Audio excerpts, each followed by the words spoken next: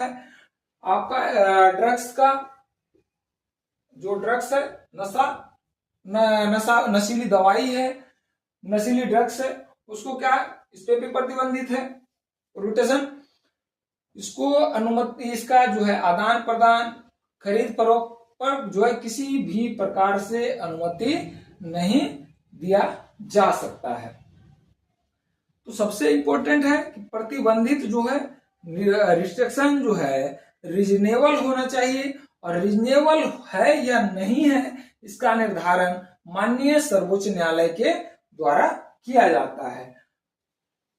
पहला है आर्टिकल 19 का 1 का खंड क। इस पे क्या कहा गया है? इसका कहा गया है freedom for speech and expression, भाषण की स्वतंत्रता, भाषण तथा अभिव्यक्ति की स्वतंत्रता का अधिकार।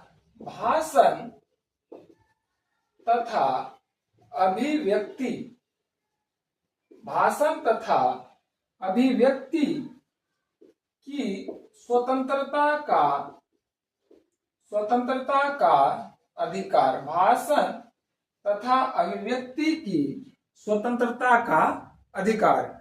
अब भाषण तथा अभिव्यक्ति की स्वतंत्रता का अधिकार, इसका तात्पर्य क्या है?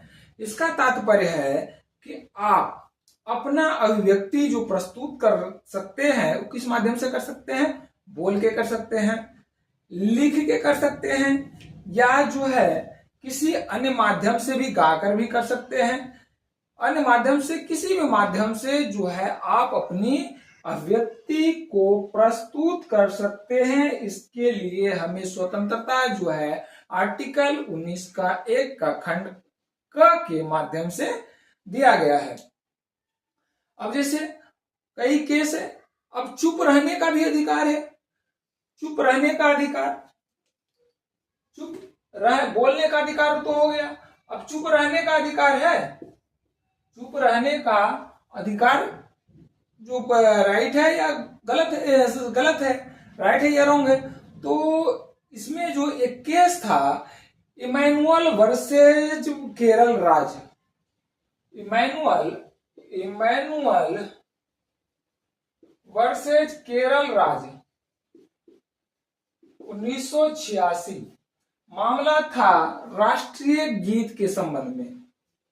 राष्ट्रीय गीत के संबंध में कि राष्ट्रीय गीत आप बोल करके अभिव्यक्ति को प्रस्तुत नहीं करने का इच्छा है, तो आप जो है चुप रह करके भी